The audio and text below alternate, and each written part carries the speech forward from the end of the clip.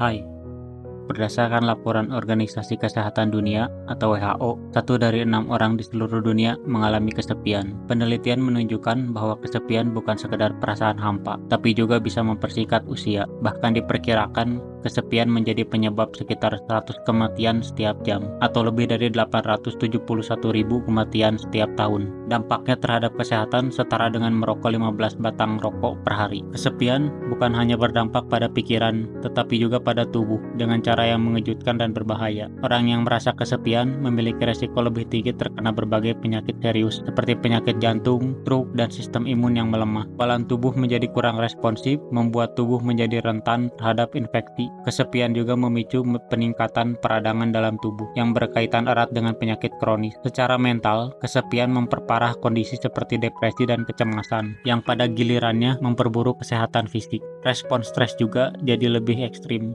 membuat tubuh terus-menerus dalam keadaan siaga bahaya yang melelahkan secara biologis. Tak hanya itu, orang yang kesepian cenderung mengambil keputusan gaya hidup yang tidak sehat, atau bahkan mengkonsumsi alkohol dan zat adiktif lainnya. Semua itu bersatu menciptakan kombinasi berbahaya yang diam-diam menggerogoti harapan hidup. Tapi yang paling menakutkan dari kesepian adalah kesunyiannya. Ia datang perlahan, tanpa suara, tanpa luka yang terlihat. Tidak ada demam, tidak ada batuk, tapi perlahan-lahan ia melemahkan semangat, mengkikis rasa percaya diri, dan menciptakan ruang kosong yang sulit dijelaskan. Orang-orang bisa saja terlihat baik-baik saja, tersenyum di sosial media, hadir di keramaian, bercanda seperti biasa, padahal di dalamnya mereka sedang berjuang melawan perasaan hampa yang tak terlihat. Yang membuatnya lebih berbahaya, kesepian seringkali tidak diakui karena kita diajarkan untuk kuat, untuk baik-baik saja, dan untuk tidak mengganggu orang lain dengan masalah. Padahal kenyataannya, kesepian adalah masalah bersama. Tidak ada manusia yang bisa hidup sepenuhnya sendiri. Kita semua tanpa terkecuali butuh koneksi, butuh didengar, dipahami, dan dihargai. Tanpa itu, tubuh kita bereaksi, hormon stres naik, sistem imun melemah, dan perlahan tubuh mulai kehilangan daya tahan. Bayangkan, hanya karena perasaan tidak terhubung, seseorang bisa mengalami tekanan darah tinggi, radang kronis, bahkan risiko penyakit jantung. Dan ironisnya, semakin kesepian seseorang, semakin kecil kemungkinan mereka meminta bantuan. Itulah mengapa kita perlu lebih peka, karena kadang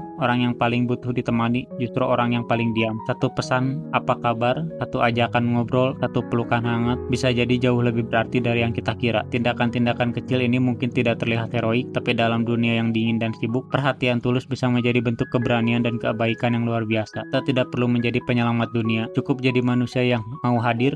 Jangan tunggu sampai semuanya terlambat, karena dalam banyak kasus, kesepian itu tidak terlihat sampai dampaknya terlalu nyata. Jangan remehkan kekuatan sebuah obrolan, secangkir kopi bersama, atau bahkan kehadiran tanpa kata, karena terkadang yang dibutuhkan bukan solusi, tapi sekadar ada seorang yang benar-benar mau mendengarkan. Dan jika kamu sendiri merasa kesepian sekarang, ketahuilah kamu tidak sendiri. Banyak orang yang pernah ada di titik itu. Jangan ragu mencari bantuan, berbicara, membuka diri sedikit demi sedikit. Itu bukan kelemahan, ini adalah keberanian. Karena meminta bantuan adalah langkah pertama untuk kembali menemukan koneksi, dan perlahan menemukan kembali dirimu sendiri.